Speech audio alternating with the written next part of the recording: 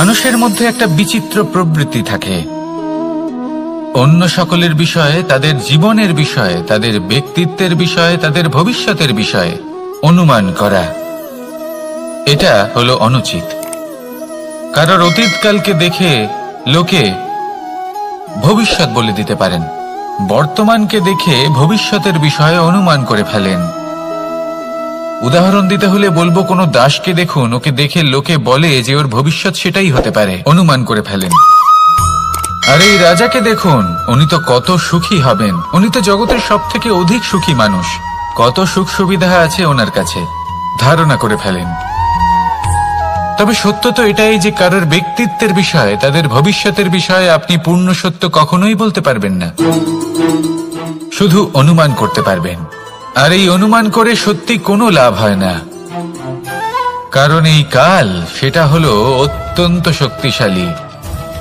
কালো থেকে কালোতর কয়লাকেও হীরেতে পরিণত করতে পারে, অনেক বড় বড় রাজাকেও বিদূষক বানিয়ে ফেলতে পারে এক মুহূর্তেই। তাহলে আপনি অনুমান করে কি লাভ? কি পেলেন অনুমান করে? সেই জন্য কারোর বিষয়ে কোনো অনুমান করবেন না, তার ভবিষ্যতের বিষয়ে অনুমান করতে যাবেন না, কারোর বিষয়ে কোনো ধারণা করে নেবেন না। কিছু করতে হলে ভালোবাসুন, সবার মধ্যে ভালোবাসা ছড়ান, সবার মধ্যে ধন্যাত্মক ভাব ছড়ান। এই মন প্রসন্ন হয়ে বলবে, রাধা রাধা।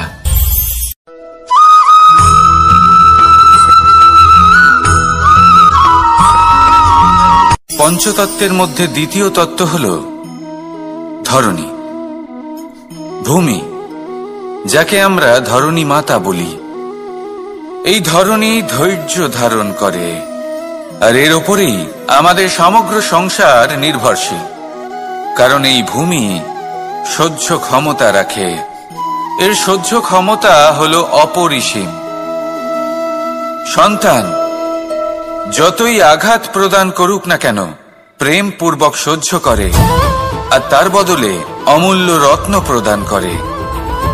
সন্তান যদি হাল চালায়, তাহলে তার বদলে তাকে অন্ন প্রদান করে। এটাই হলো ধরণী। এবার এর থেকে আমরা কি শিক্ষা পেতে পারি? এটাই যে কারোর জন্য কিছু করা বা কাউকে কিছু দেওয়া মনে কোনো কামনা ছাড়াই।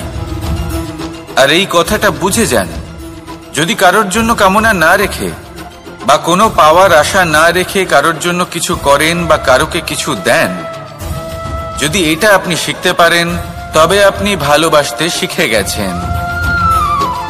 আর সেই জন্যই এই ধরিত্রীকে মাতা বলা হয়। কারণ মাতা শুধু উনি নন যিনি গর্ভে সন্তানকে ধারণ করেন, মাতা তো উনিও যিনি জীবন বাঁচতে শেখান, যিনি জীবন বাঁচার উদাহরণ প্রদান করেন।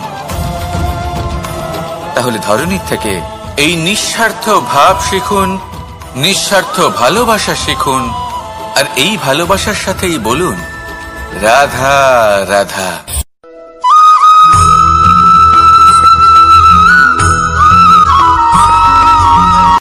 সংসারে আমাদের জীবনে যখন কোনো সুখ বা দুঃখ আসে, তার জন্য আমরা কাউকে না কাউকে অবশ্যই দায়ী করে থাকি, তাই না? এই ব্যক্তি আমাদের সাথে এরকম কাজ করেছেন, তাই আমার সাথে এমন হলো। ওই ব্যক্তি যদি এমনটা না করতেন, তাহলে আজ আমি ওই স্থানে পৌঁছতে পারতাম। সবই আপনার দৃষ্টিভঙ্গির ওপর নির্ভরশীল। আর যদি আপনার দৃষ্টিভঙ্গি এমন হয়, তাহলে তা অনুচিত। সত্যি কথা বলতে, এই সংসারে ভিন্ন ভিন্ন ধরনের মানুষ আছে। এটা আপনার উপর নির্ভর করছে কিভাবে তাদের স্বাগত জানাবেন। একবার ভাবুন, আমি আমার দুটো হাত সামনে নিয়ে এলাম, দুটো মুঠো খুলে দিলাম। দুই প্রকারের মানুষ আসবেন, কিছু না কিছু দিয়ে যাবেন। এই মুঠো যদি আমি বন্ধ করে দিই, তাহলে না কেউ আমাকে কিছু দিতে পারবে, না আমার কিছু যাবে আসবে। নিশ্চয়ই বুঝতে পারছেন এই দুই ধরনের ব্যক্তি কারা এবং তারা কি দিয়ে যান। আমি যদি নিজের মুঠো খুলে দিই, তাহলে কিছু ভালো মানুষ আসবেন, আমাকে আনন্দ, সন্তুষ্টি, জ্ঞান প্রদান করে যাবেন, ভালো অভিজ্ঞতা দিয়ে যাবেন। কোনো খারাপ ব্যক্তি যদি আসেন, তাহলে তিনিও খারাপ অভিজ্ঞতা দেবেন, যার থেকে আমি শিক্ষা লাভ করব। এই সব কিছু আমি লাভ করতে পারি। মুঠো যদি বন্ধ করে রাখি, তাহলে আমি কিছুই পাবো না। দেখুন, এই সংসারে প্রত্যেকের জীবনে এইরকম। প্রত্যেকের জীবনে সবকিছুই আছে, ভালো খারাপ দুই মানুষই আছে, ভালো অভিজ্ঞতা আছে, খারাপ অভিজ্ঞতা আছে। নির্ভর করছে আপনার উপর যে আপনি কি করবেন। এনাদের স্বাগত কিভাবে জানাবেন, কার থেকে কি বুঝবেন, কি শিখতে পারবেন, আর কোন দৃষ্টিভঙ্গি নিয়ে অগ্রসর হবেন। এটাই নির্ধারণ করবে যে আপনার জীবন কেমন হবে। আসুন আমার সাথে ভালোবেসে বলুন, রাধা রাধা।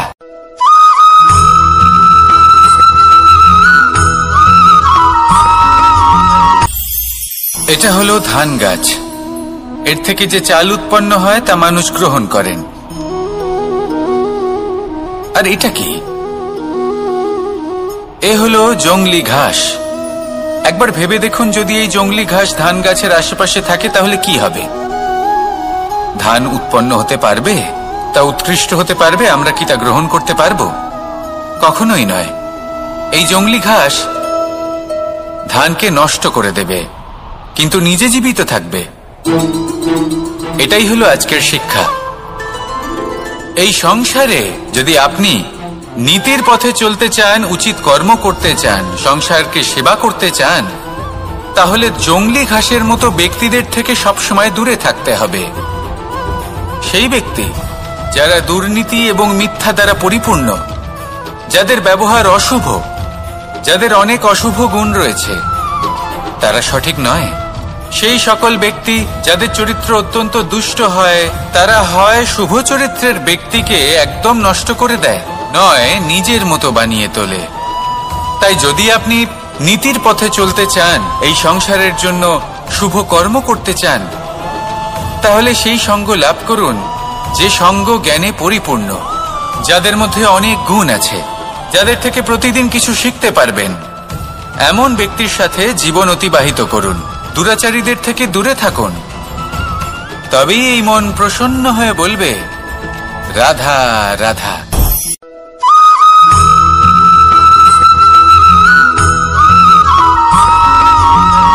মানুষের মানসিকতা এমন হয় যে সে যতটা করে আশা করে যে তার থেকে অনেক বেশি তার বদলে সে পাবে। দেখুন, সবকিছুই আপনার ভাবনা চিন্তার উপর নির্ভর করছে। আপনি যদি ফলের বিষয়ে ভেবে কর্ম করতে থাকেন তাহলে সেটা অনুচিত। জীবনের আসল আনন্দ হলো নিজের কর্ম করতে থাকা, ফলের চিন্তা করা উচিত নয়।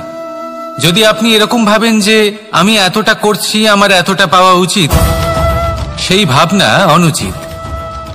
যদি আপনি সেবার মানসিকতা নিয়ে কর্ম করতে থাকেন, কর্মচক্রে প্রবাহিত হন, যদি আপনি এমন ভাবনা রাখেন যে আমি এতটা পাচ্ছি তাই এর থেকে অনেক বেশি আমি কর্ম করব, তাহলে নিশ্চিত রূপে আপনি যতটা করছেন তার থেকে অনেক বেশি আপনি পাবেন। আপনার আশার থেকে অনেক বেশি আপনি পাবেন। শুধু জীবনে অনেক বেশি কাজ করতে থাকুন, ফলের চিন্তা করবেন না। আর মনে রাখবেন, এই ভাবনাই সব থেকে বড় বীজ। কর্মের উপর বিশ্বাস রাখুন। জীবনে যা যা আপনি চান সবই সুখময় হবে।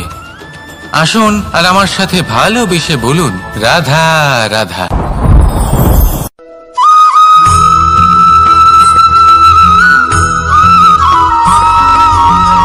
আপনি কখনো কোনো বাজকে নিজের বাসা বানাতে দেখেছেন? এই বাজ যখনই কোনো বাসা বানায় তখন উঁচু গাছের ডালে বা কোনো পর্বতের শিখরে বাসা বানায়, অনেক উচ্চতায়। আর সেখানে তার সন্তানও জন্মগ্রহণ করে। যখন এই সন্তানেরা জন্মায় তখন এই বাজ খুবই ভালোবেসে এবং খুব সাবধানে এদের পালন পোষণ করে। নিজের ঠোঁট দিয়ে তাদের ঠোঁটে খাবার পরিবেশন করে। কিন্তু যেই সেই সন্তানেরা হৃষ্টপুষ্ট হয়ে যায় এবং সেই কথা বাজ নিজে বুঝতে পেরে যায়, সেই বাজ নিজেই সেই বাসা ছিন্ন ভিন্ন করে দেয়। সেই সন্তান যাদের সবেমাত্র ডানা গজিয়েছে, কিভাবে উঠতে হয় তারা জানে না, সেই সন্তানগুলিকে উচ্চতা থেকে ঠেলে দেয়। সেই সন্তান প্রথমে ভয়ভীত হয়ে যায়। তারা সামনে মৃত্যুকে দেখতে পেয়ে ভয়ের কারণে তাদের ডানা ঝাপটাতে থাকে। আর সেই প্রক্রিয়াতেই সেই সন্তানগুলি উড়তে শুরু করে দেয়। এবার এই ঘটনায় আমরা কি শিক্ষা পেতে পারি? এটাই যদি আপনি মাতা পিতা হন তাহলে নিজের সন্তানকে অবশ্যই স্নেহ করুন, কিন্তু তাদেরকে নিজের আঁচলের তলায় বেঁধে রাখবেন না। যদি আপনি চান আপনার সন্তান জীবনে উন্নতি করুক, তাহলে নিজের মুঠো থেকে তাদের স্বতন্ত্র করে দিন। এই সংসারে সংঘর্ষ করতে দিন। সেই সন্তান নিজেই বুঝতে পারবে যে জন্মের সময় পাওয়া ডানা কি করে ব্যবহার করতে হয়। আর আপনার চোখের সামনে আপনার সন্তান এই আকাশে উড়তে থাকবে। তাহলে আসুন আমার সাথে ভালোবেসে বলুন, রাধা রাধা।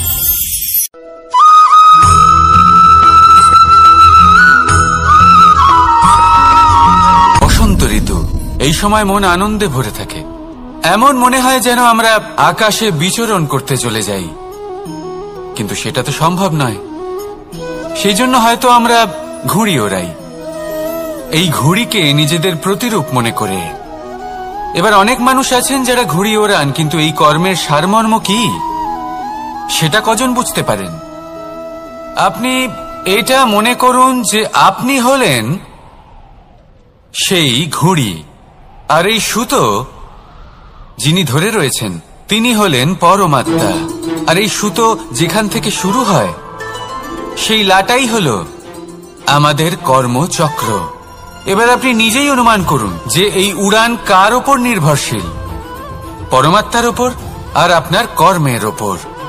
যদি পরমাত্মা আপনার হাত ধরে থাকেন, আপনার সাথে থাকেন, যদি আপনি শুভ কর্ম করতে থাকেন, আপনি এই আকাশে উড়তে থাকবেন। কিন্তু কোথাও যদি পরমাত্মার সাথে এই বন্ধন ছিন্ন হয়, আপনার কর্মচক্র খারাপ হয়ে যায় বা থেমে যায়, তাহলে আপনার এই ঘুড়ি কেটে যাবে আর দূরে কোনো গাছের ডালে গিয়ে আটকে যাবে।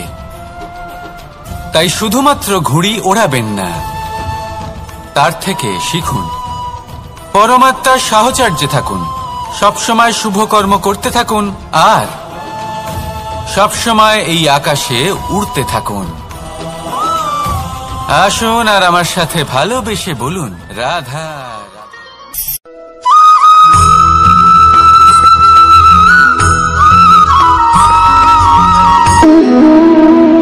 সম্পর্ক হলো আমাদের জীবনের একটি আধার।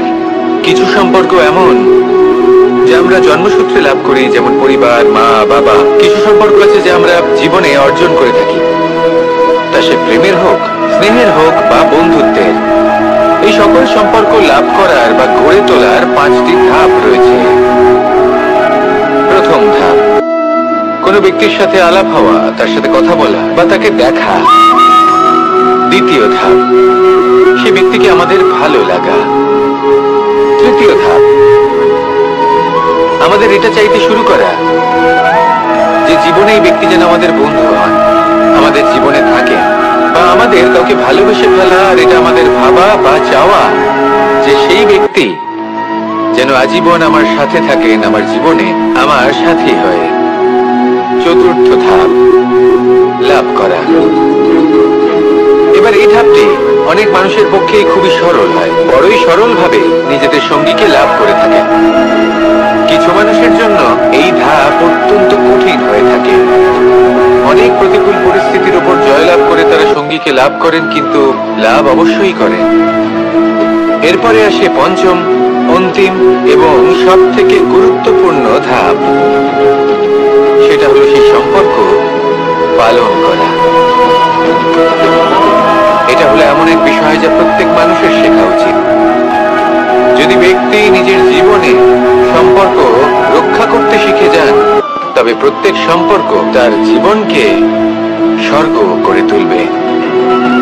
আসুন আর আমার সাথে ভালোবেসে বলুন, রাধা রাধা।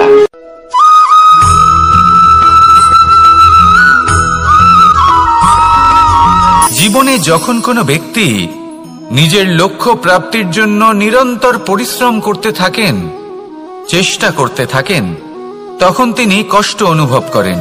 কখনো শারীরিক কষ্ট, কখনো মানসিক কষ্ট। এবার উনি এটা ভাবতে থাকেন যে আমি কি উচিত করছি নাকি অনুচিত করছি। কারণ অন্যদিকে এমন একজন ব্যক্তিও আছেন যিনি একদমই পরিশ্রম চেষ্টা করছেন না। তিনি মদিরা পান করেন, বিলাসিতায় জীবন কাটান, অলস প্রকৃতির হয়ে ওঠেন, নিদ্রাতে বিলীন হয়ে থাকেন আর ভাবেন যে তিনি সুখ লাভ করছেন। কিন্তু এরকম কেন হয়?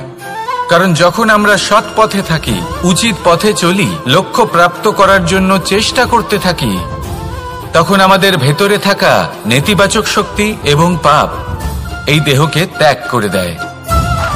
আর এই অনুভূতিটাই আমাদের দুঃখের অনুভূতি দেয়, কষ্ট দেয়। এবার সেখানে যদি আমরা কুপথে চলি, অনুচিত পথে চলতে থাকি, তাহলে আমাদের ভেতরে থাকা পুণ্য এবং ধনাত্মক শক্তি আমাদের দেহ ত্যাগ করে দেয়। আর এই অনুভূতির কারণেই আমরা সুখ অনুভব করি। কিন্তু কখনো ভাববেন যে এই সুখ বেশি সময় পর্যন্ত থাকে না। সেই জন্য সবসময় মনে রাখবেন, যদি আপনি জানেন যে এটাই আপনার লক্ষ্য, এটাই উচিত পথ, শুভ পথ, তাতে নিরন্তরভাবে এগিয়ে যেতে চেষ্টা করতে থাকুন। এই কষ্ট আপনাকে সুখের পরাকাষ্ঠায় কখন পৌঁছে দেবে তা আপনি জানতেই পারবেন না। আসুন আমার সাথে ভালোবেসে বলুন, রাধা রাধা।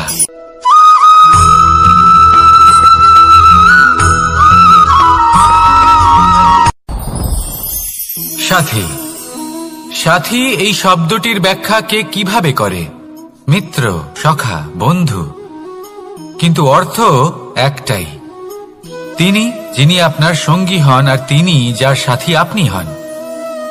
এবার সব থেকে বড় প্রশ্ন হলো এটাই যে তিনি কে হতে পারেন যাকে আপনি আপনার সাথী বলে মেনে নিতে পারেন, নিজের সখা, নিজের মিত্র, নিজের বন্ধু মেনে নিতে পারেন।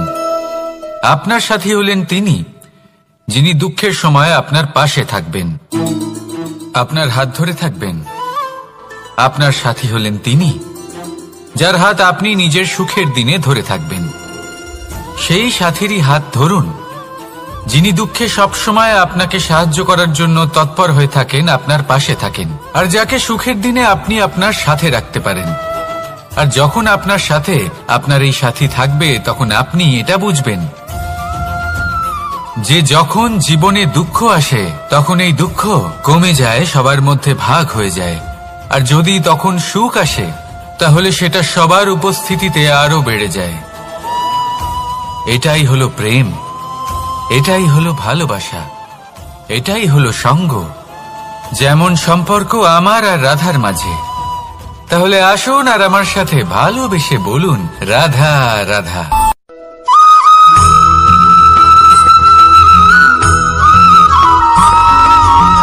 এই সংসারে প্রত্যেক মানুষ এটাই চান যে তিনি যেন ধনবান হন, আর্থিক অবস্থা তার ভালো থাকে, ওনার বাড়িতে লক্ষ্মীর আগমন হয়। কিন্তু সেটা হবে কি করে, সেটাই হলো প্রশ্ন। কেউ বলেন যে যদি পরিশ্রম করো তাহলে ধন অর্জন সম্ভব, কেউ বলেন যে যদি বিদ্যা লাভ হয় তবেই ধন অর্জন সম্ভব, কেউ বলেন যে যদি বলশালী হও তবেই সম্পন্ন থাকবে। ভালো কথা, যদি তাই হয়ে থাকে, তবে দিনমজুর সারা দিন পরিশ্রম করেন, তিনি কেন ধনী হন না? অনেকজন বিদ্বান মানুষ আছেন এই সংসারে, তারা কেন ধনবান হন না? অনেক সংখ্যক বলশালী ব্যক্তি আছেন, তাদের কাছে ধন নেই কেন? তাদের কেন ধনের অভাব হয়? আবার এমনও কিছু মানুষ আছেন যারা পরিশ্রম করেন, তারা দিনমজুর, কিন্তু তারা ধন অর্জন করতে পারেন। কিছু বিদ্বান ব্যক্তি আছেন যাদের কাছে অধিক মাত্রায় ধন রয়েছে, কয়েকজন বলশালী ব্যক্তি রয়েছেন যাদের কাছে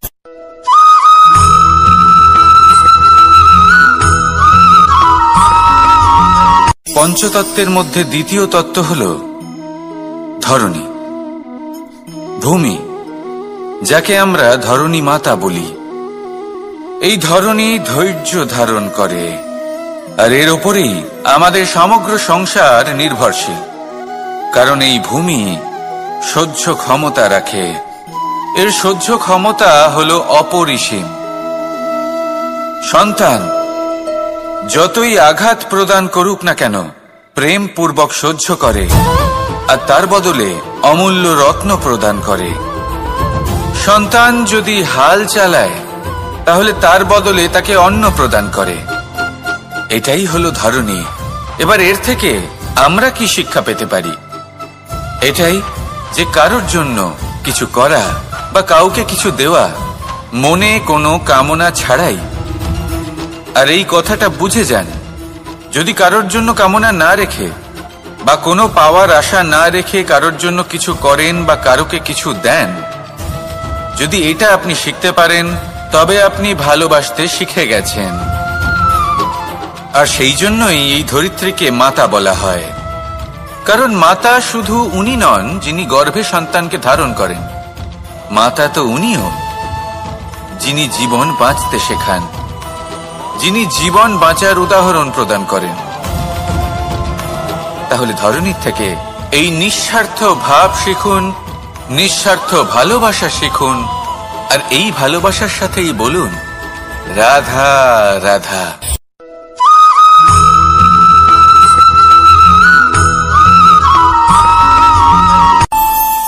আমাদের মনে যখন কোনো প্রশ্ন ওঠে, কোনো দ্বন্দ্ব জাগে, তখন আমরা যাই আমাদের গুরুর কাছে, আমাদের আরাধ্যের কাছে গিয়ে জিজ্ঞেস করি।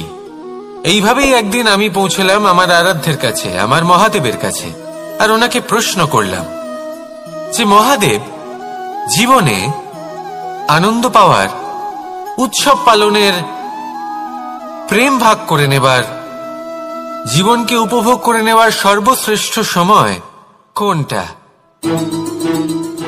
মহাদেব হাসলেন আর উনি বললেন, জীবনে উৎসব পালনের সবথেকে শ্রেষ্ঠ দিন হল মৃত্যুর ঠিক আগের দিনটা। প্রেম ভাগ করে নেওয়ার সবথেকে শ্রেষ্ঠ মুহূর্ত হল মৃত্যুর ঠিক আগের মুহূর্ত। জীবনকে উপভোগ করে নেওয়ার সর্বশ্রেষ্ঠ প্রহর হল মৃত্যুর এক প্রহর পূর্বে। তখন আমি চমকে গেলাম। আমি বললাম, কিন্তু মহাদেব, মৃত্যু তো অনিশ্চিত, আমরা জানিও না কবে আমাদের মৃত্যু হবে। মহাদেব আবার হাসলেন। উনি বললেন যে যদি আমরা এভাবে জীবন কাটাই যে আমরা জীবনের প্রত্যেক দিন, প্রত্যেক মুহূর্ত, প্রত্যেক প্রহর শেষ বলে মনে করি, তাহলে আমাদের সমস্ত জীবন আনন্দের সাথেই অতিবাহিত হবে। কি বলেন?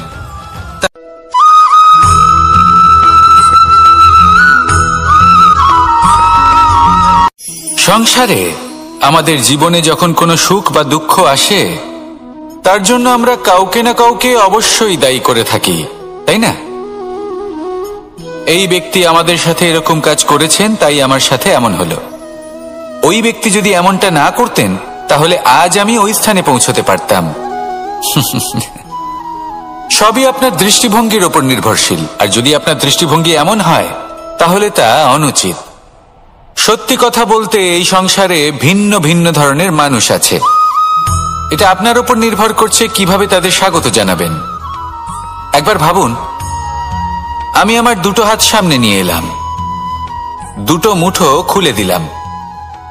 দুই প্রকারের মানুষ আসবেন, কিছু না কিছু দিয়ে যাবেন। এই মুঠো যদি আমি বন্ধ করে দিই, তাহলে না কেউ আমাকে কিছু দিতে পারবে, না আমার কিছু যাবে আসবে। নিশ্চয়ই বুঝতে পারছেন এই দুই ধরনের ব্যক্তি কারা এবং তারা কি দিয়ে যান। আমি যদি নিজের মুঠো খুলে দিই, তাহলে কিছু ভালো মানুষ আসবেন, আমাকে আনন্দ, সন্তুষ্টি, জ্ঞান প্রদান করে যাবেন, ভালো অভিজ্ঞতা দিয়ে যাবেন। কোনো খারাপ ব্যক্তি যদি আসেন, তাহলে তিনিও খারাপ অভিজ্ঞতা দেবেন, যার থেকে আমি শিক্ষা লাভ করব। এই সব কিছু আমি লাভ করতে পারি। মুঠো যদি বন্ধ করে রাখি, তাহলে আমি কিছুই পাবো না। দেখুন, এই সংসারে প্রত্যেকের জীবনে এইরকম, প্রত্যেকের জীবনে সবকিছুই আছে, ভালো খারাপ দুই মানুষই আছে, ভালো অভিজ্ঞতা আছে, খারাপ অভিজ্ঞতা আছে। নির্ভর করছে আপনার উপর যে আপনি কি করবেন, এনাদের স্বাগত কিভাবে জানাবেন, কার থেকে কি বুঝবেন, কি শিখতে পারবেন, আর কোন দৃষ্টিভঙ্গি নিয়ে অগ্রসর হবেন। এটাই নির্ধারণ করবে যে আপনার জীবন কেমন হবে। আসুন আমার সাথে ভালোবেসে বলুন রাধা রাধা।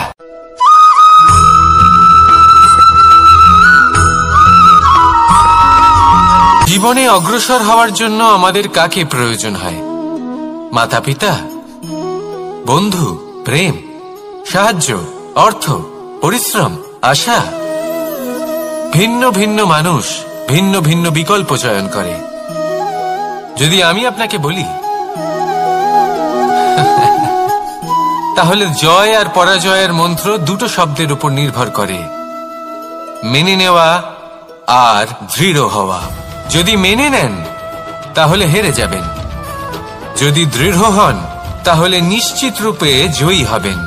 যদি কখনো আপনি ক্লান্ত হয়ে ওঠেন, আপনি দুঃখী হন, পুরোপুরি ভেঙে পড়েছেন, তখন মেনে নেবেন না যে আপনি ভেঙে পড়েছেন, নয়তো হেরে যাবেন।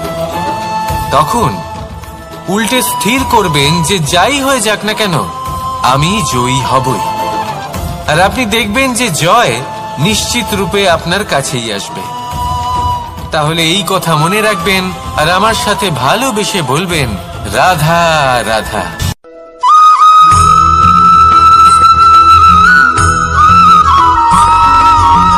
ভালো, শুধু ওনাদের কঠোর ব্যবহার দেখলে আমরা একটু ভয় পেয়ে যাই। এবার ওনাদের এই কঠোর ব্যবহার আমাদের ভালো না লাগলেও অত্যন্ত আবশ্যক, কারণ মাতার থেকে আমরা যে শক্তি লাভ করি তা যেন নিয়ন্ত্রণ হারিয়ে বিধ্বংসী না হয়ে ওঠে, আমরা যেন কোনো কুপথে না চলে যাই, আমরা কখনো যেন দোষ না করে ফেলি। শুধু সেই জন্য পিতা এবং গুরু একটু কঠোর হয়ে ওঠেন, এবং ওনাদের এই কঠোর আচরণ ভবিষ্যতে গিয়ে আমরা অবশ্যই বুঝতে পারি। জীবনে কিছু বছর আমরা এগিয়ে যাই আর তারপর আমরা বুঝতে পারি যে বাবা এবং গুরু আমাদের যথেষ্ট ভালোবাসতেন, কিন্তু ওনাদের ভালোবাসার বহিঃপ্রকাশ আলাদা। প্রয়োজনীয় হলো এটা দেখার, এটা বোঝার যে শুরু থেকে আমাদের প্রতি ওনাদের আচরণ কেমন ছিল।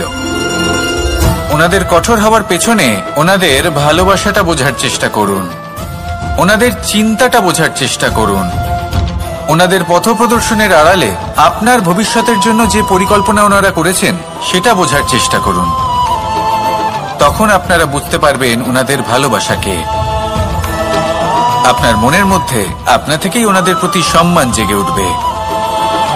নিজের পিতা এবং নিজের গুরু এই দুজনের প্রতি কৃতজ্ঞতা প্রকাশ করুন আর আমার সাথে ভালোবেসে বলুন, রাধা রাধা।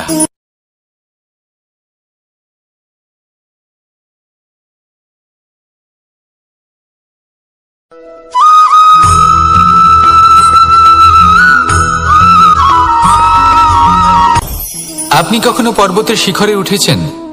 আপনি দেখতে পাবেন পর্বতের পদতলে প্রচুর সুন্দর ফুল রয়েছে, সবুজ বনানী রয়েছে।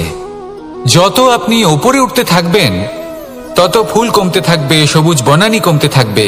আরো কিছুটা ওপরে উঠলে কাঁটা জাতীয় গাছ দেখতে পাবেন, শুকনো গাছ দেখতে পাবেন। আরো যদি ওপরে ওঠেন তাহলে পাষাণ দেখতে পাবেন। আরো উপরে উঠলে হিমখণ্ড দেখতে পাবেন।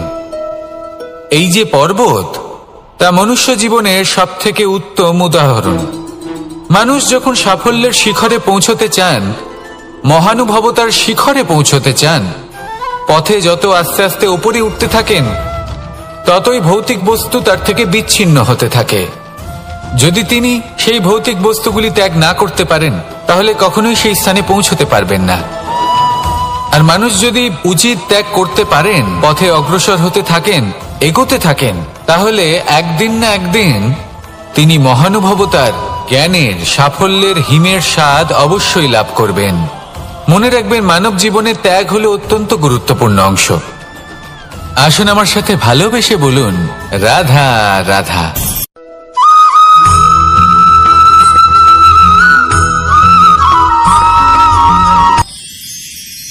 মানুষ তার জীবনে দুই ধরনের পরিস্থিতিকে খুব ভয় পায়। এক, কোনো কারণবশত কারোর সামনে নত হওয়া। দুই, কোনো কারণে নিজের চরিত্র থেকে, নিজের মূল্যবোধ থেকে বিচ্যুত হওয়া। এবার কেন হয় এরকম যে কথায় কথায় কারোর সামনে নত হতে হয়?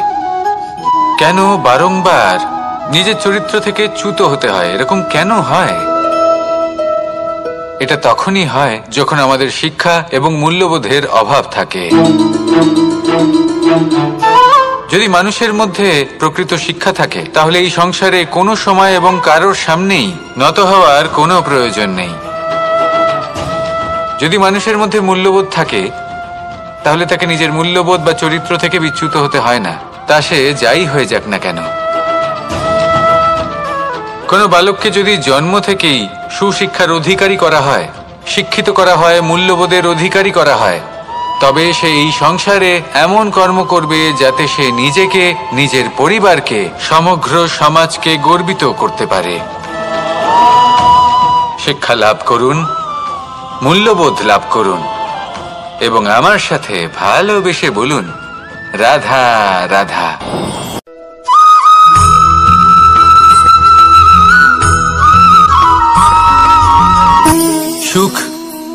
দুঃখ এবং শক্তি। এই তিন হলো এই সংসারের ত্রিদেবের মতো। আমাদের জীবনে যা কিছু ঘটছে এই তিনটির ভিত্তির উপরেই হচ্ছে। আসলে এই সংসারের একটা নিয়ম আছে, যখনই আপনি কিছু লাভ করেন এই সংসার আপনার পরীক্ষা নেয়। এটা জানার জন্য আপনার পরীক্ষা নেয় যে আপনি যা কিছুই লাভ করেছেন আপনি কি আদৌ সেটার যোগ্য কিনা। ঠিক সেইভাবেই এই সুখ, দুঃখ এবং শক্তি আপনার পরীক্ষা নিয়ে থাকে। যখন সুখ আসে তখন সে আপনার পরীক্ষা নেয় যে আপনার মধ্যে অহংবোধ জাগ্রত হয়নি তো। যদি অহংবোধ চলে আসে তাহলে সুখ সেখানেই সঙ্গ ত্যাগ করে। দুঃখ আপনার ধৈর্যের পরীক্ষা নিতে থাকে, আর যদি আপনার মধ্যে ধৈর্য না থাকে তাহলে এটা আপনাকে আরো বেশি দুঃখের গভীর অন্ধকারে ঠেলে দেবে। সেখানে শক্তি পরীক্ষা নেয় আপনার বিনম্রতার। যদি আপনি বিনম্র না হন তাহলে হয় এই শক্তি আপনার সঙ্গ ত্যাগ করবে, নয় এই শক্তি বিনম্রতার অভাবে আপনার পতনের কারণ হতে পারে। এই সংসারে যে কোনো ব্যক্তি যিনি এই পরীক্ষায় উত্তীর্ণ হয়ে থাকেন এই জীবনে তিনি সাফল্য লাভ করেন। আসুন আমার সাথে ভালোবেসে বলুন, রাধা রাধা।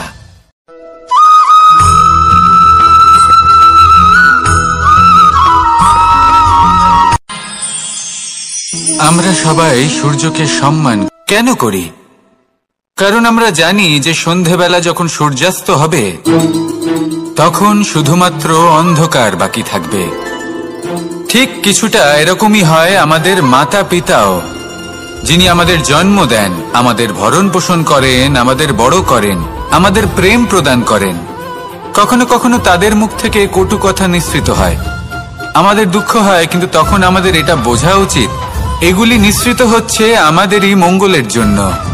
যেমন সূর্যদেব, উনিও উত্তাপ দিয়ে থাকেন আমাদেরই মঙ্গলের জন্য, যাতে ফসল পাকতে পারে, যাতে জল বাষ্প হয়ে মেঘ হতে পারে, বৃষ্টি হতে পারে, আর এই সংসারে নিরন্তর জলের প্রবাহ থাকে। আমাদের মাতা পিতা, তাদের কঠোর আচরণ, তাদের কঠোর অনুশাসনের পেছনে লুকিয়ে থাকে ওনাদের ভালোবাসা। আমাদের তা বুঝতে হবে, সসম্মানে ওনাদের গ্রহণ করতে হবে। কারণ ঠিক সূর্যাস্তের পরে যেমন চতুর্দিক অন্ধকারচ্ছন্ন হয়ে যায়, তেমনি আমাদের জীবন থেকে যখন আমাদের মাতা পিতা চলে যায় তখন আমাদের জীবনেও শুধু এবং শুধুমাত্র অন্ধকারই ছেয়ে থাকে। সেই জন্য নিজের মাতা পিতাকে সম্মান করুন, ওনাদের ভালোবাসা প্রদান করুন।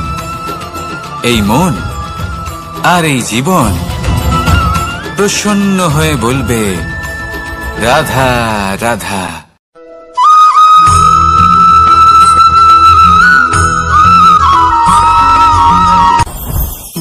জীবনে কিছু শেখা অত্যন্ত গুরুত্বপূর্ণ। এবার কি কি শিখতে হবে সেই সব শেখানোর জন্য অনেক শিক্ষক রয়েছেন, কিন্তু কি শিখবেন না আর কি করবেন না এটা আমাদের নিজের অভিজ্ঞতা দিয়ে শিখতে হয়। কিন্তু তার মানে এটা নয় যে যদি আপনাকে শিখতে হয় যে আগুনের তাপ কতটা, আপনাকে আগুনের মধ্যে হাত দিতে হবে। না, অন্য কারোর অভিজ্ঞতা দ্বারাও শিখতে পারেন। প্রশ্ন শুধুমাত্র একটাই যে আপনি কি শিখতে চান নাকি চান না। যদি আপনি এটাই ভাবেন যে আমি শুধুই নিজের অভিজ্ঞতা দ্বারাই শিখতে চাই, তাহলে জীবনকাল ছোট মনে হবে, অনেক কিছুই শিখতে পারবেন না। তাই নিজের সাথে সাথে বড়দের অভিজ্ঞতা দ্বারাও শেখা শুরু করে দিন। এই সংসারের অভিজ্ঞতা দ্বারা শিখতে শুরু করে দিন। আর এটা নিশ্চিত রূপে শেখা আবশ্যক যে কখন কি করবেন না, কোথায় থামতে হবে আর কোথায় থামবেন না।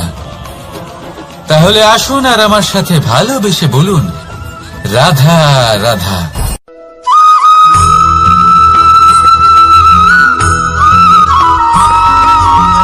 এই সংসারে সবথেকে বেশি কোমল বস্তু হলো রেশম। এই রেশম এতটাই কোমল হয় যে এর পুরো একটা থান শুধুমাত্র একটা হাতে ধরা সম্ভব। কখনো ভেবে দেখেছেন এই রেশম কিভাবে হয়? একটি কীট তার লালার দ্বারা উৎপন্ন হয়। এই কীট সেই রেশমকে পাক দিতে থাকে, পাক দিতেই থাকে আর আস্তে আস্তে তার মধ্যেই জড়িয়ে পড়ে। শেষে ওর এই সুন্দর অমূল্য সৃষ্টি রেশমের এই সুতো তার নির্মাণ কার্য পূর্ণ হয়, কিন্তু তাতেই ও নিজে বন্দী হয়ে যায়। নিজেরই মায়াজালের এই বন্দী গৃহে নিজেই ফেঁসে যায়। এবার এই সুতোকে ব্যবহারযোগ্য করে তোলার জন্য এই কীটগুলিকে এই কবচের সাথেই ফুটন্ত জলে ফেলে দেওয়া হয়। এই সংসারে যদি আমাদের স্বপ্ন এই সংসারের দুঃখ হরণ করার জন্য, এই সংসারে সুখ বিতরণ করার জন্য হয়, তবেই আমাদের প্রগতি সম্ভব। যদি আমাদের এই স্বপ্ন শুধুই আমাদের এবং আমাদের স্বার্থ সিদ্ধির জন্য হয়, তাহলে এই স্বপ্ন আমাদের অন্ধ করে দেবে, আমাদের অন্ধকারের পথে নিয়ে যাবে, আর আমরাও সেই কীটের মতো হয়ে যাব। নিজেদেরই মায়াজালে আমরা নিজেই ফেঁসে যাব, আর শেষে আমরা যদি কিছু লাভ করি তা হবে একাকিত্ব, অন্ধকারময় মৃত্যু। তাই স্বপ্ন অবশ্যই দেখুন, কিন্তু এমন ভাবে স্বপ্ন দেখবেন না যে তার এই বন্দিগৃহে আপনি নিজেই ফেঁসে গেলেন। স্বপ্ন দেখুন পরোপকারে।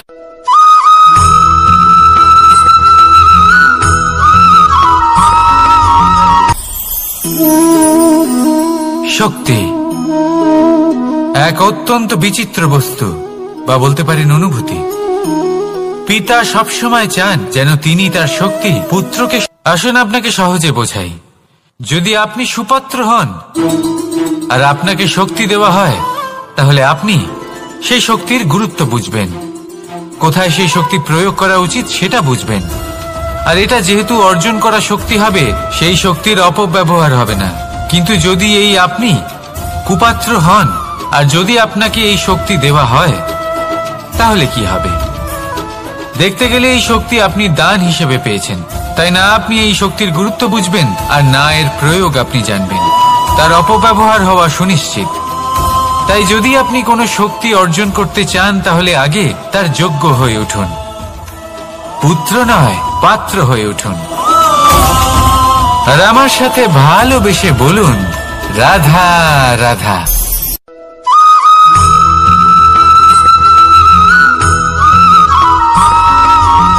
এই সংসারে প্রত্যেক মানুষ এটাই চান যে তিনি যেন ধনবান হন, আর্থিক অবস্থা তার ভালো থাকে, ওনার বাড়িতে লক্ষ্মীর আগমন হয়।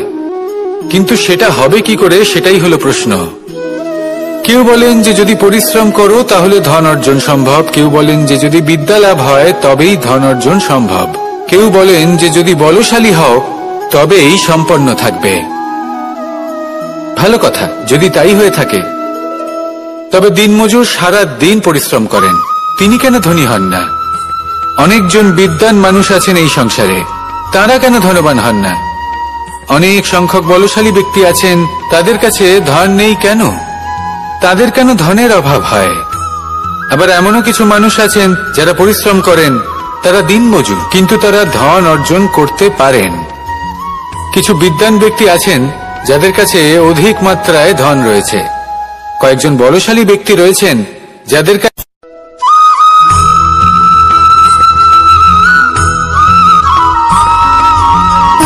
সুখ, দুঃখ এবং শক্তি, এই তিন হলো এই সংসারের ত্রিদেবের মতো। আমাদের জীবনে যা কিছু ঘটছে এই তিনটির ভিত্তির উপরেই হচ্ছে। আসলে এই সংসারের একটা নিয়ম আছে, যখনই আপনি কিছু লাভ করেন, এই সংসার আপনার পরীক্ষা নেয়। এটা জানার জন্য আপনার পরীক্ষা নেয় যে আপনি যা কিছুই লাভ করেছেন, আপনি কি আদৌ সেটার যোগ্য কিনা। ঠিক সেইভাবেই এই সুখ, দুঃখ এবং শক্তি আপনার পরীক্ষা নিয়ে থাকে। যখন সুখ আসে তখন সে আপনার পরীক্ষা নেয় যে আপনার মধ্যে অহংবোধ জাগ্রত হয়নি তো। যদি অহংবোধ চলে আসে তাহলে সুখ সেখানেই সঙ্গ ত্যাগ করে। দুঃখ আপনার ধৈর্যের পরীক্ষা নিতে থাকে, আর যদি আপনার মধ্যে ধৈর্য না থাকে তাহলে এটা আপনাকে আরো বেশি দুঃখের গভীর অন্ধকারে ঠেলে দেবে। সেখানে শক্তি পরীক্ষা নেয় আপনার বিনম্রতার। যদি আপনি বিনম্র না হন, তাহলে হয় এই শক্তি আপনার সঙ্গ ত্যাগ করবে, নয় এই শক্তি বিনম্রতার অভাবে আপনার পতনের কারণ হতে পারে। এই সংসারে যে কোনো ব্যক্তি যিনি এই পরীক্ষায় উত্তীর্ণ হয়ে থাকেন, এই জীবনে তিনি সাফল্য লাভ করেন। আসুন আমার সাথে ভালোবেসে বলুন, রাধা রাধা।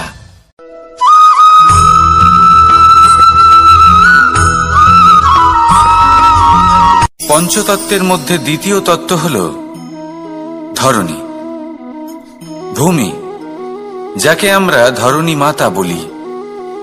এই ধরণী ধৈর্য ধারণ করে, আর এর ওপরেই আমাদের সমগ্র সংসার নির্ভরশীল। কারণ এই ভূমি সহ্য ক্ষমতা রাখে, এর সহ্য ক্ষমতা হল অপরিসীম। সন্তান যতই আঘাত প্রদান করুক না কেন, প্রেম পূর্বক সহ্য করে, আর তার বদলে অমূল্য রত্ন প্রদান করে। সন্তান যদি হাল চালায়, তাহলে তার বদলে তাকে অন্ন প্রদান করে। এটাই হলো ধরণী। এবার এর থেকে আমরা কি শিক্ষা পেতে পারি? এটাই যে কারোর জন্য কিছু করা বা কাউকে কিছু দেওয়া মনে কোনো কামনা ছাড়াই। আর এই কথাটা বুঝে যান, যদি কারোর জন্য কামনা না রেখে বা কোনো পাওয়ার আশা না রেখে কারোর জন্য কিছু করেন বা কারোকে কিছু দেন, যদি এটা আপনি শিখতে পারেন, তবে আপনি ভালোবাসতে শিখে গেছেন। আর সেই জন্যই এই ধরিত্রীকে মাতা বলা হয়।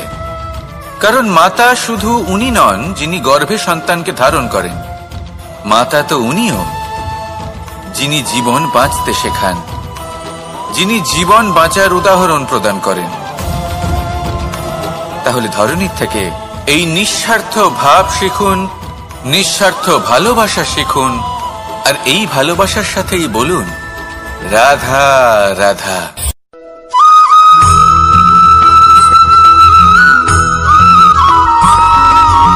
মানুষ জন্মগ্রহণ করে, তার সাথে ভয়েরও জন্ম হয়।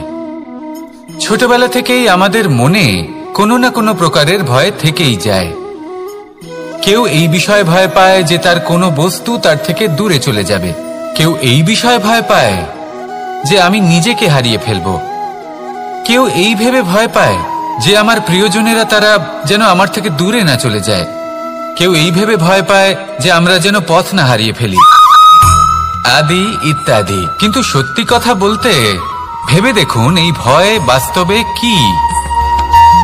শুধুই একটা মনস্থিতি, আর কিছুই নয়।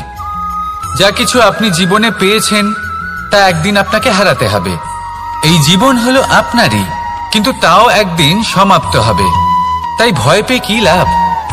এই ভয় শুধু আপনাকে জীবন যাপন করা থেকে বাধা দিচ্ছে, আর কিচ্ছু নয়। পথ হারিয়ে ফেললেই বুঝতে পারবেন যে নতুন পথ কিভাবে বানাতে হয়। কিছু মানুষকে জীবন থেকে হারালে তবেই আপনি বুঝবেন যে আপনার আপনজনকে। এই ভয়ের কারণে ভীত হয়ে থাকবেন না। এই তারা নক্ষত্র অন্ধকারের অভাবে গুরুত্ব হারায়। শিবকেও মহাদেব হবার জন্য বিষপান করতে হয়েছিল। প্রত্যেক পরিস্থিতি, প্রত্যেক সাফল্য আপনার পরীক্ষা নেবে, তাতে উত্তীর্ণ হওয়া হলো আপনার কর্ম। যখনই আপনি ভয় পাবেন বা সংকটের সম্মুখীন হবেন, তখন সাহসের সাথে তার সম্মুখীন হন। মনে রাখবেন, যে সম্মুখীন হতে জানে, সাফল্য তার সাথে সবসময় থাকে। আসুন আর আমার সাথে ভালোবেসে বলুন, রাধা রাধা।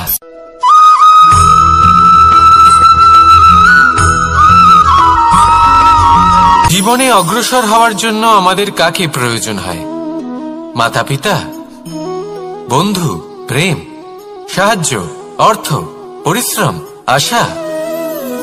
ভিন্ন ভিন্ন মানুষ ভিন্ন ভিন্ন বিকল্প চয়ন করে।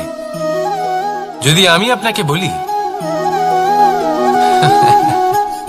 তাহলে জয় আর পরাজয়ের মন্ত্র দুটো শব্দের উপর নির্ভর করে, মেনে নেওয়া আর দৃঢ় হওয়া।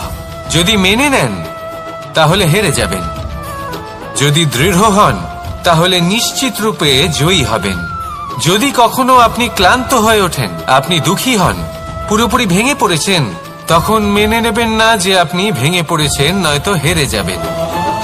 তখন উল্টে স্থির করবেন যে যাই হয়ে যাক না কেন, আমি জয়ী হবই।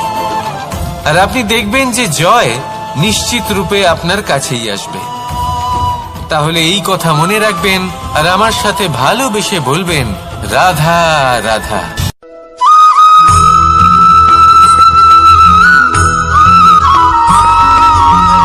এই সংসারে কোনো বস্তু হোক বা ব্যক্তি হোক, তার একার গুরুত্ব কিন্তু খুব বেশি নয়। একটা উদাহরণ হিসেবে বৃষ্টির ফোঁটাকে ভেবে দেখুন। যদি একটি বৃষ্টির ফোঁটা হয় তাহলে তার খুব বেশি গুরুত্ব থাকে না, কিন্তু যখন সহস্র বৃষ্টির ফোঁটা মেঘের মধ্যে দিয়ে ঝরে পড়ে, তখন সেটা বর্ষার রূপ ধারণ করে। সেই বর্ষা যা এই প্রকৃতিকে শান্ত করে। সেইভাবেই পাথরের ছোট টুকরো, তার খুব বেশি গুরুত্ব থাকে না, কিন্তু যখন অসংখ্য পাথরের টুকরো একত্রিত হয় তখন তা পর্বতের আকার ধারণ করে। সেইভাবেই কিছু মানুষ যখন একত্রিত হন তখন তৈরি হয় পরিবার, কিছু পরিবার যখন একত্রিত হয় তখন তৈরি হয় সমাজ, যখন অনেক সংখ্যক সমাজ একত্রিত হয় তখন তৈরি হয় রাজ্য। এবার এই রাজ্যের সবথেকে গুরুত্বপূর্ণ ব্যক্তি হতে পারেন রাজা, কিন্তু তাও সেই রাজা একা কিছু করতে পারেন না।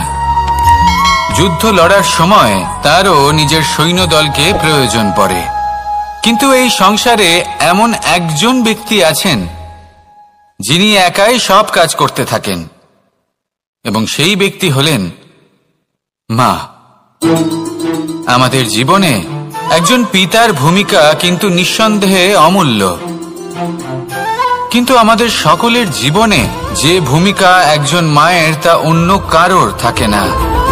একজন মা একাই সন্তানকে বড় করতে পারেন, সংস্কারী করে তুলতে পারেন, তার জন্য পরিশ্রম করেন। আর এত কিছু কাজ করার পরেও তার কাজের জন্য তিনি প্রশংসা অবশ্য পান না। উল্টে যদি সেই সন্তান অনুচিত পথে চালিত হয়, অনুচিত কর্ম করে, তখন সেই মাকেই অপবাদের পাত্র হয়ে উঠতে হয়। আমাদের জীবনে মায়ের যোগদান কতটা সেটা বুঝুন। আপনাকে বড় করে তোলার জন্য উনি কতটা পরিশ্রম করেছেন সেটা বুঝুন।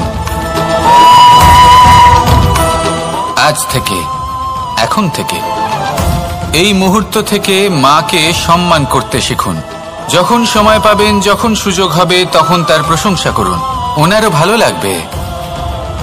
আর মায়ের এই মমতার জন্য, তার এই ভূমিকার জন্য আসুন সবাই মিলে আমরা তাকে প্রণাম করি,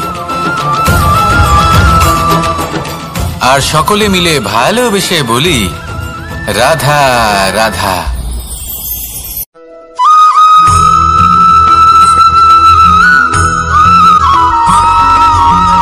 এই সংসারের সব থেকে গুরুত্বপূর্ণ তত্ত্ব কোনটা? প্রথম হলো সময়। জন্ম থেকে মৃত্যু পর্যন্ত এই যে সময়, এটাই তো হলো জীবন। দ্বিতীয় হলো জীবন, যাতে আমরা সময়ের সদ্ব্যবহার করি, শ্রেষ্ঠ থেকে শ্রেষ্ঠতর কাজ করার চেষ্টা করি। বহু বছরের এই পরম্পরা, এই সংস্কৃতিকে এগিয়ে নিয়ে যাওয়ার চেষ্টা করি। এই সংসারে আমরা অংশগ্রহণ করতে চেষ্টা করি। তৃতীয় হলো ধন, সেই ধন যা প্রত্যেক ব্যক্তি অর্জন করতে চেষ্টা করেন। এবার এই তিনটি তত্ত্বের মধ্যে একটা সামঞ্জস্য আছে, সমান ব্যাপার আছে। সে ধনই হোক বা সময় হোক বা হোক জীবন। আর সেই সমান ব্যাপার হলো যে যদি আপনি এটা গণনা করতে থাকেন তাহলে তা কমতে থাকে, যদি আপনি এটা ব্যবহার করেন তাহলে তা বাড়তে থাকে। একে সংগঠিত করে রাখতে চেষ্টা করলে এ হাত থেকে ফসকে যায়, কিন্তু যদি আপনি একে সামলে রাখতে শিখে যান তাহলে এমন কাজ করবেন যাতে সংসারের সাথে সাথে পরবর্তী প্রজন্ম লাভবান হবে। যদি কিছু শিখতে চান তাহলে সামলাতে শিখুন, গণনা করা বা সংগঠিত করা নয়। আসুন আর আমার সাথে ভালোবেসে বলুন, রাধা রাধা।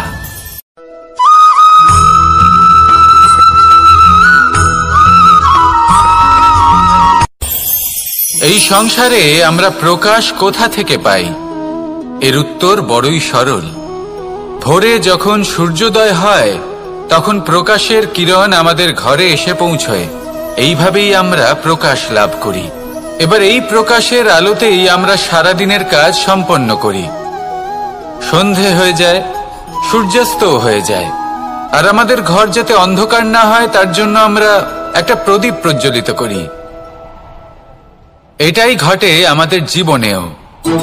এবার প্রবাহমান আয়ুর সাথে আমরা আমাদের অন্তরে যদি একটা প্রদীপ প্রজ্বলিত করে নিই, তাহলে বিষয়টাই অন্যরকম হবে। এবার আপনি বলবেন কোন প্রকাশের কথা বলছি যা আমাদের অন্তরে জাগ্রত করা সম্ভব? আমাদের আত্মার মাঝে প্রেমের প্রকাশ জাগ্রত করার কথা বলছি। কারণ আমাদের এই জীবন এও হলো দিনের আলোর মতো। আজ প্রকাশ আছে, কিন্তু কোনোদিন অবশ্যই অস্ত হবে। কিন্তু অস্ত হবার আগে যদি আমরা আমাদের আত্মার মাঝে প্রেমের এই প্রকাশ উজ্জ্বলিত করে নিই, তাহলে আমাদের সন্ধ্যাকালও আমরা আনন্দে এবং প্রেমে যাপন করব। তাহলে আসুন আর আমার সাথে ভালোবেসে বলুন, রাধা রাধা।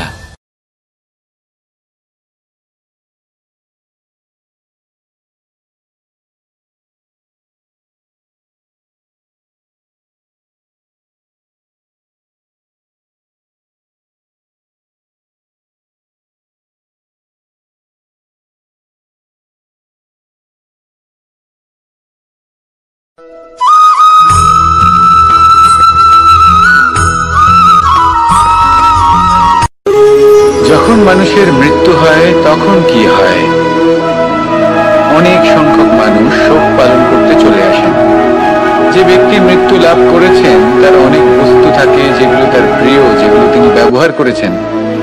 তার শয্যা, তার বস্ত্র, তার আভূষণ সবকিছু তার থেকে বিচ্ছিন্ন করা হয় এবং খালি হাতে তাকে শ্মশানের উদ্দেশ্যে রওনা করা হয়। আমি আপনাকে এই প্রশ্ন করতে চাই, আপনি এই সংসারে কি অর্জন করেছেন? ধন সম্পত্তি, বস্ত্র, আভূষণ, এই সবকিছু যে আপনি অর্জন করেছেন, আপনার মৃত্যুর পরে তা আপনার থেকে দূর হয়ে যাবে। এর উত্তর হলো একটাই, আপনার কর্ম।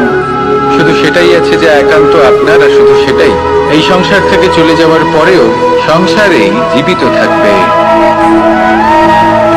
যদি আপনি দুষ্কর্ম করেন, তাহলে এই সংসার আপনাকে একটি অনুচিত উদাহরণ হিসেবে মনে রাখবে যে এই ব্যক্তি খুব পাপী ছিল, অনুচিত কর্ম করতেন।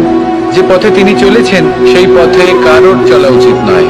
সেখানেই যদি আপনি সৎকর্ম করেন, তাহলে সংসার চিরকাল এটাই বলবে যে খুব ভালো মানুষ ছিলেন, সবাইকে ভালোবাসতেন, সবাইকে সাহায্য করতেন, আমার খুব প্রিয় মানুষ ছিলেন। এটাই হলো শ্রেষ্ঠ কর্ম। সেই জন্য জীবনে শুধুমাত্র ধন সম্পত্তি, আভূষণ এই সব অর্জন করতে গিয়ে নিজের মনোনিবেশ করবেন না। শ্রেষ্ঠ কর্ম করুন। সংসার থেকে চলে যাওয়ার পরেও এই কর্মই এই সংসারে আপনাকে জীবিত রাখবে। আসুন আমার সাথে ভালোবেসে বলুন, রাধা রাধা।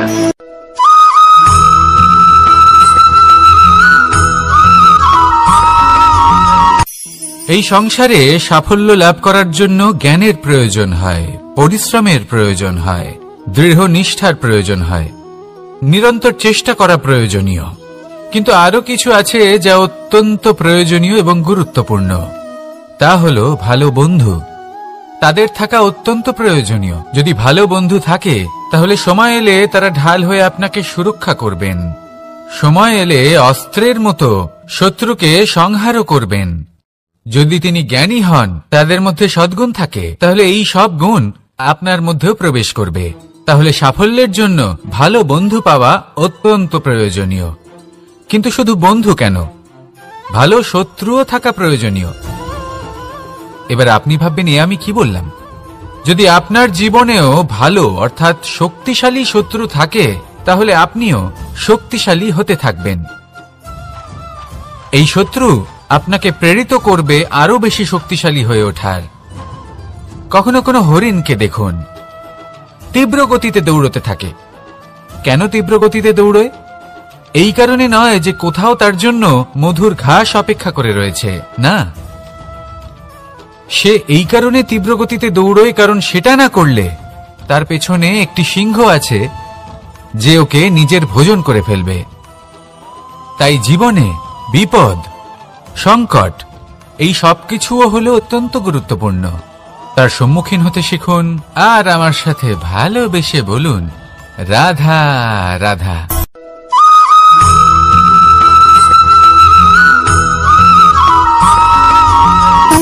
সুখ, দুঃখ এবং শক্তি, এই তিন হলো এই সংসারের ত্রিদেবের মতো। আমাদের জীবনে যা কিছু ঘটছে এই তিনটির ভিত্তির উপরেই হচ্ছে। আসলে এই সংসারের একটা নিয়ম আছে, যখনই আপনি কিছু লাভ করেন এই সংসার আপনার পরীক্ষা নেয়। এটা জানার জন্য আপনার পরীক্ষা নেয় যে আপনি যা কিছুই লাভ করেছেন আপনি কি আদৌ সেটার যোগ্য কিনা। ঠিক সেইভাবেই এই সুখ, দুঃখ এবং শক্তি আপনার পরীক্ষা নিয়ে থাকে। যখন সুখ আসে তখন সে আপনার পরীক্ষা নেয় যে আপনার মধ্যে অহংবোধ জাগ্রত হয়নি তো। যদি অহংবোধ চলে আসে তাহলে সুখ সেখানেই সঙ্গ ত্যাগ করে। দুঃখ আপনার ধৈর্যের পরীক্ষা নিতে থাকে, আর যদি আপনার মধ্যে ধৈর্য না থাকে তাহলে এটা আপনাকে আরো বেশি দুঃখের গভীর অন্ধকারে ঠেলে দেবে। সেখানে শক্তি পরীক্ষা নেয় আপনার বিনম্রতার। যদি আপনি বিনম্র না হন তাহলে হয় এই শক্তি আপনার সঙ্গ ত্যাগ করবে, নয় এই শক্তি বিনম্রতার অভাবে আপনার পতনের কারণ হতে পারে। এই সংসারে যে কোনো ব্যক্তি যিনি এই পরীক্ষায় উত্তীর্ণ হয়ে থাকেন এই জীবনে তিনি সাফল্য লাভ করেন।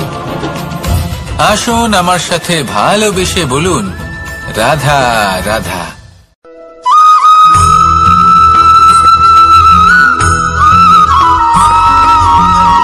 পুরুষার্থ। শাস্ত্রে 4 ধরনের পুরুষার্থের কথা বলা হয়েছে। প্রথম হলো ধর্ম। আপনি কি জানেন এই ধর্ম আসলে কি? আপনার কি মনে হয় ধর্ম আসলে কি? কোনো বিশেষ ঈশ্বরকে মানাই কি ধর্ম বলা হয়, নাকি কোনো বিশেষ রীতি পালন করাই হলো ধর্ম, নাকি কোনো বিশেষ সাহিত্যকে সর্বশ্রেষ্ঠ মনে করাই হলো ধর্ম? না, ধর্ম হলো সেটা যাকে ধারণ করা যেতে পারে, আর ধারণ শুধু সেটাই করা যায় যা পবিত্র। পবিত্র শুধু তাকেই বলা হয় যা নিঃস্বার্থ, যার মধ্যে শাসন করার কোনো ইচ্ছে নেই, যা সরলভাবেই প্রবাহমান, জল এবং বায়ুর মতো। যখন কোনো ব্যক্তি ধর্মকে ধারণ করেন এবং সেই ধর্ম সেই ব্যক্তিকে রক্ষা করে তখন তাকে ধর্ম বলা হয়। ধর্ম যা রক্ষা করে অহংকার থেকে, খারাপ চিন্তার হাত থেকে। সেই জন্য পুরুষার্থ গড়ে তোলার আগে, ধর্ম পালন করার আগে ধর্মের প্রকৃত অর্থ কি সেটা বুঝে নিন। এটা জেনে রাখুন যে সমস্ত ধর্মের আধার, সমস্ত ধর্মের ভিত শুধুমাত্র ভালোবাসা। আসুন আর এই ভালোবাসার সাথেই বলুন, রাধা রাধা।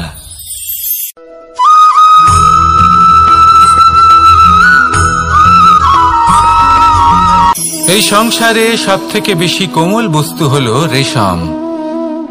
এই রেশম এতটাই কোমল হয় যে এর পুরো একটা থান শুধুমাত্র একটা হাতে ধরা সম্ভব। কখনো ভেবে দেখেছেন এই রেশম কিভাবে হয়? একটি কীট তার লালার দ্বারা উৎপন্ন হয়।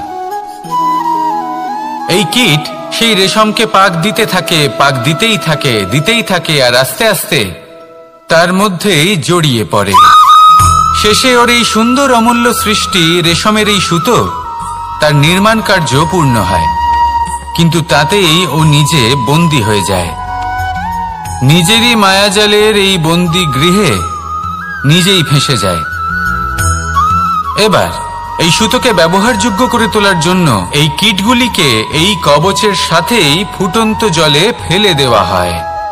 এই সংসারে যদি আমাদের স্বপ্ন এই সংসারের দুঃখ হরণ করার জন্য, এই সংসারে সুখ বিতরণ করার জন্য হয়, তবেই আমাদের প্রগতি সম্ভব। যদি আমাদের এই স্বপ্ন শুধুই আমাদের এবং আমাদের স্বার্থ সিদ্ধির জন্য হয়, তাহলে এই স্বপ্ন আমাদের অন্ধ করে দেবে। আমাদের